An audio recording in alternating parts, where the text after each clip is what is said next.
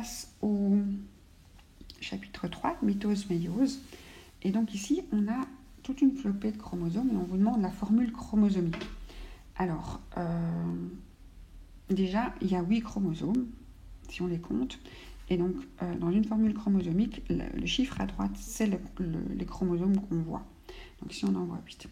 Alors, vous voyez qu'ils sont numérotés et qu'ils ont un peu tous la même forme. Il y a 4 numéros 1 de la même forme et il y a 4 numéros 2 de la même forme. Et donc, ce qu'on nous donne ici, c'est vraiment des gens qui ont reçu 4 infos. Donc, c'est peut-être une erreur. Hein. Les trisomies, monosomies, on connaît. Les tétrasomies, je connais moins. Mais j'imagine que ça peut arriver. Et donc, je vous rappelle ce qu'est une formule chromosomique. Pour les cellules haploïdes, tout ce qui est gamètes, spermatozoïdes et ovules, ou les cellules intermédiaires de la mitose, celles qui vont seulement faire de la méiose, celles qui vont seulement faire la méiose 2, leur formule est en n égale. Pourquoi ? Parce qu'ils ont une seule info par type de gène. Donc, on fait la méiose réductionnelle, la méiose 1, pour avoir une seule info. Et donc, on se retrouve avec une seule info. Elle peut être en simple ou en double. Vos chromosomes peuvent être des chromosomes simples ou des chromosomes doubles. Ça ne change rien à la quantité d'infos. Quand vous êtes un organisme humain qui fait la reproduction sexuée, mais plein d'autres organismes, vous avez la plupart du temps dans votre corps des cellules diploïdes, des cellules somatiques. Et dans ce cas-là, elles ont 2 infos. Pourquoi est-ce qu'on dit qu'elles ont 2 infos ? Parce qu'elles en ont reçu une du père, une de la mère. Donc si papa a donné des cheveux crôlés, maman des cheveux droits, lisses, on va avoir donc 2 informations, 2 chromatides différentes. Si on commence à répliquer, on va avoir 2 chromatides sœurs. Il y a une erreur ici sur la feuille. 2 chromatides sœurs qui vont être identiques l'une de l'autre. Et donc, au cours de la réplication et puis la mitose, on se retrouve avec des chromatides simples. Donc, les cellules du corps sont toutes avec formule chromosomique 2N. Mais ici, on a des informations supplémentaires et on est plutôt à 4N. Donc, c'est ça que je dis que c'est hors sujet. On voit rarement ça. Enfin, je ne l'ai jamais vu vraiment. Je ne sais pas quel organisme fonctionne avec des tétramachins. Je sais que certaines cellules végétales peuvent accumuler comme ça une quantité de gènes incroyable. Mais voilà, je suis toujours chimiste, un peu biologiste. Donc ici, quand on a 4 chromosomes identiques, d'origine certainement différente, on réplique des chromatides sœurs, mais on ne réplique pas des chromosomes entiers. Donc pour avoir un certain nombre de chromosomes, il faut qu'ils soient arrivés par fécondation ou non-disjonction quand il y a eu des mitoses, des méioses. Voilà, donc 4n égale 8. Donc le chiffre à droite, c'est le nombre de chromosomes visibles. Et le chiffre devant le n, c'est le nombre de chromosomes homologues, en fait.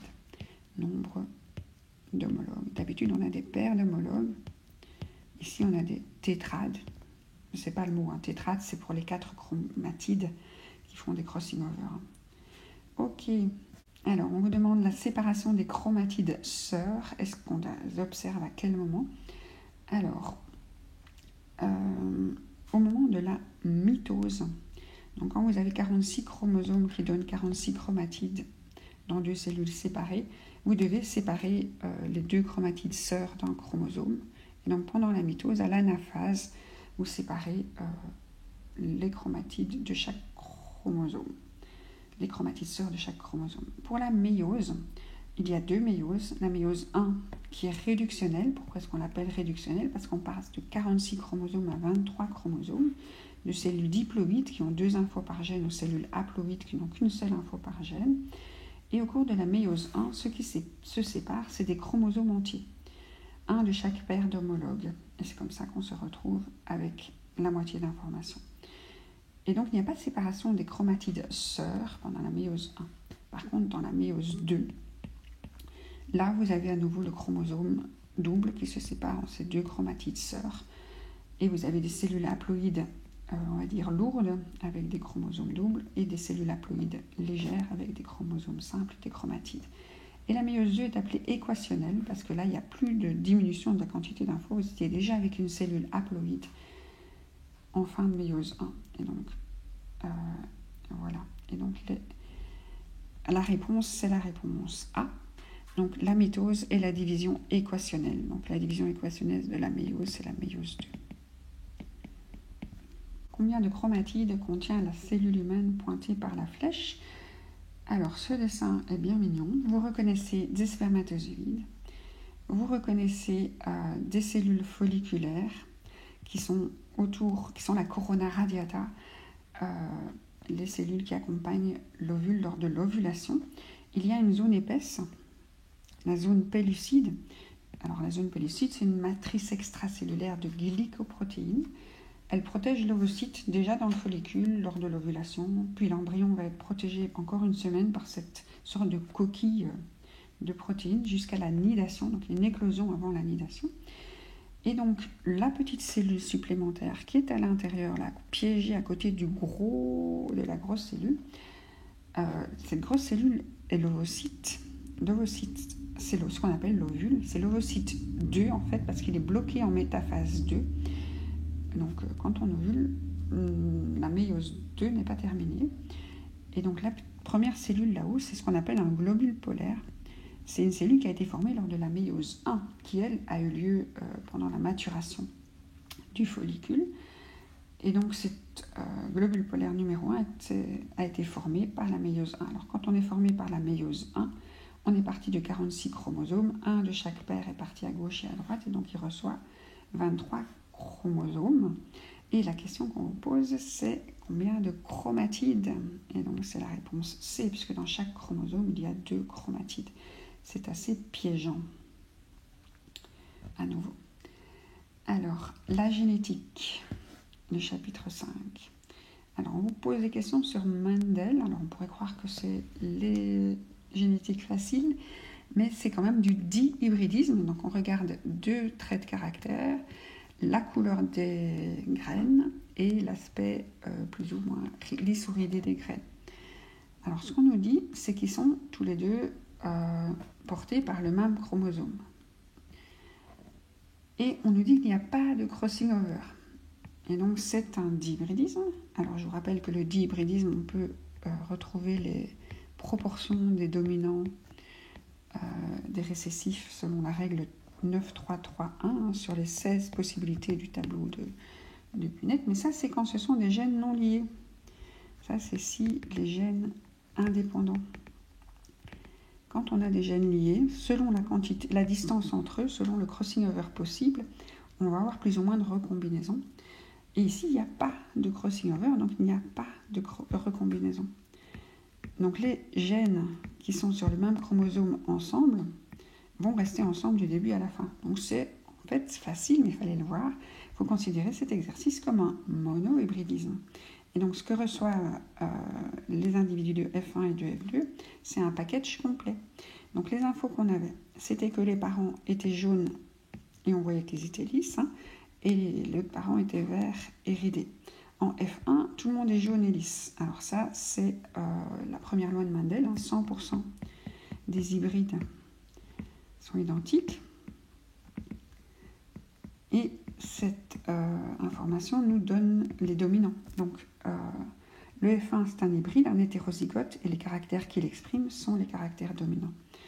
Et donc, le F1 hétérozygote exprime les caractères dominants, et c'est jaune et lisse. Donc, je mets une majuscule, c'est la notation de Mendel, pour jaune, et une majuscule pour lisse.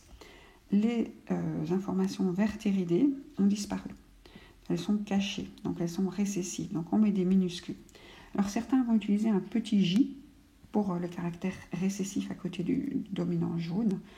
Moi, j'utilise petit v. Et la même chose pour le caractère récessif à côté du dominant lisse. Certains vont utiliser un petit L. Moi, j'utilise petit R. Alors, ce petit symbole ici signifie en fait qu'ils sont sur le même chromosome. C'est vraiment pour les accrocher ensemble.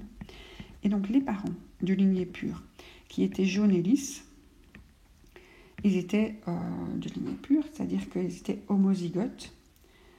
Ils avaient JJ, ils avaient LL. Les autres qui étaient verts et ridés, si ce sont des caractères récessifs, ils sont obligés d'être homozygotes, sinon ça ne s'exprimerait pas.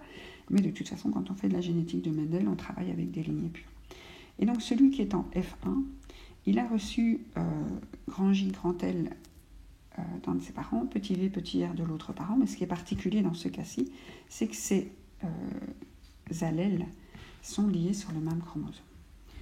Et donc, quand on fait le croisement entre un F1 et un F1, ils vont être donnés ensemble. On ne va pas pouvoir avoir de recombinaison, puisqu'il n'y a pas de crossing over. Et donc, ils reçoivent les deux packages de dominant, un package de dominant, un package de récessif, un package de dominant, un package de récessif, ou bien deux packages de récessif. Et donc, il n'y a que dans un quart des cas qu'ils vont avoir la possibilité d'exprimer ces génotypes récessifs dans leur phénotype. Et dans les 3 autres cas sur 4, dans 75% des cas, ils vont exprimer le caractère dominant. Le caractère dominant s'exprime s'il est homozygote, ici, ou s'il est hétérozygote. Et dans ces 2 cas, c'est exprimé. Voilà. Et donc la réponse était 75% de descendants à graines jaunes et lisses lors du croisement des F1. Enfin, une maladie génétique dans un arbre généalogique. Et donc, on vous dit comme info qu'on a beaucoup moins de filles que de garçons. Donc ça, c'est un indice pour que ça soit lié à X.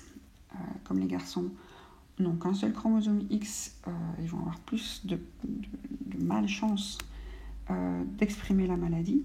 Et c'est aussi une information que c'est récessif. Parce que quand c'est dominant lié à X, les filles sont tout aussi...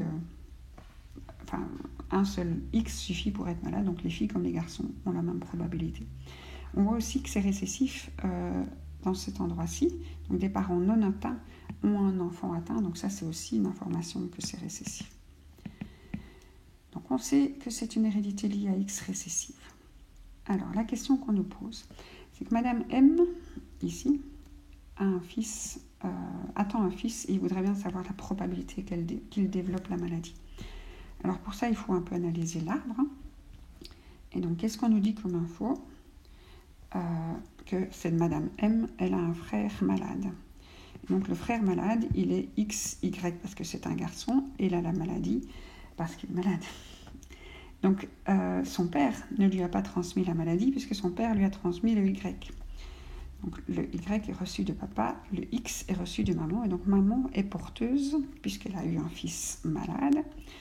Elle est porteuse saine parce qu'elle n'est pas elle-même malade. Et donc là, Madame M, ici, elle a un papa de M, qui est, de Madame M, qui est sain, XSY, et sa maman, à Madame M, qui est maman de M, qui est XM, puisqu'elle a un enfant, un garçon déjà malade. Alors la probabilité... Ici c'est M, la fille que ces deux parents ont eu, elle a une chance sur 2 en fait d'être porteuse saine. Donc une chance sur 2 d'être porteuse. Ok. Donc 50% de chance qu'elle soit porteuse. Et cette propre madame, qui, dans le cas où elle est porteuse, elle a aussi une chance sur 2 de le transmettre à son fils. Son fils, elle peut lui donner l'un ou l'autre. Et donc quand vous avez 50% de 50%, vous arrivez à 25%. Donc la réponse B était la bonne réponse. Alors il y a déjà eu des questions dans les autres années où il fallait aussi se dire, tiens, l'enfant qu'elle atteint, on a aussi 50% de chances que ce soit une fille ou un garçon. Donc dans ce cas-là, la réponse de l'autre questionnaire, c'était 12,5%. Mais ici, ce n'est pas le cas. Ici, comme on sait que c'est un garçon, il ne fallait pas encore descendre plus loin dans les probabilités. D'ailleurs, le 12,5 n'était pas proposé. Ils auraient pu être encore plus méchants. Malgré que c'était vache cette année quand même. Voilà, donc la réponse est B. Donc parce qu'on sait que c'est un garçon. Si on ne savait pas que c'était un garçon, on aurait dû encore descendre à 12,5% pour l'enfant de cette dame. Les groupes sanguins. Alors il y en a qui adorent, il y en a qui détestent. Donc la maman et les groupes sanguins AB. Alors quand vous êtes de phénotype, quand vous exprimez AB, on connaît d'office votre génotype, puisque ce sont des allèles dominants. Donc la maman, elle est porteuse de l'allèle A et de l'allèle B, qu'elle va transmettre l'un ou l'autre à ses enfants. Alors on vous dit qu'elle a un garçon A et qu'elle a une fille AB. Le sexe ici n'est pas du tout important, puisque ce n'est pas lié à X. Et donc pour avoir un garçon, enfin un enfant A et une fille AB, est-ce que le père peut être A ? Ben oui, en fait, si le père est A, de phénotype A, et de génotype hétérozygote, ça fonctionne. On a un enfant ici, vous voyez cet enfant-ci, il est A, cet enfant-ci il est AB, donc c'est bon. Donc on a l'enfant AB et on a l'enfant A. S'il est de phénotype A homozygote, ça marche aussi. Donc il peut avoir un enfant A ou un enfant AB, ça nickel. Donc ça c'est bon, vous voyez que c'était dans toutes les propositions, donc c'est un peu facile. Alors est-ce que le papa peut être B? Donc si le papa est B hétérozygote, donc avec le O récessif à côté, ça marche. Donc il peut avoir un enfant AB, et peut avoir un enfant A. Il peut aussi avoir des enfants B, mais ça c'est pas grave, il suffit qu'il fasse plus d'enfants. Par contre, s'il est de phénotype B homozygote, là ça marche pas. Mais c'est pas ça qu'on vous demande. Hein. Donc on vous demande, c'est le groupe sanguin, ça c'est bien le phénotype. Si ça avait été un génotype, on aurait de toute façon 2 lettres. Donc il peut être B aussi, si BO, si le génotype BO, ça fonctionne. Alors maintenant, est-ce qu'un papa AB, avec la maman AB, ça fonctionne aussi? On regarde, donc AB pour le papa, AB pour la maman. On va se retrouver avec un enfant A et on va se retrouver avec un enfant AB, ça marche aussi. Et il y a aussi la probabilité d'avoir un enfant B, mais ça c'est pas grave. Donc la bonne réponse était la D. Le papa peut être un peu n'importe quoi. Si la maman est AB, ils peuvent avoir des enfants A et AB.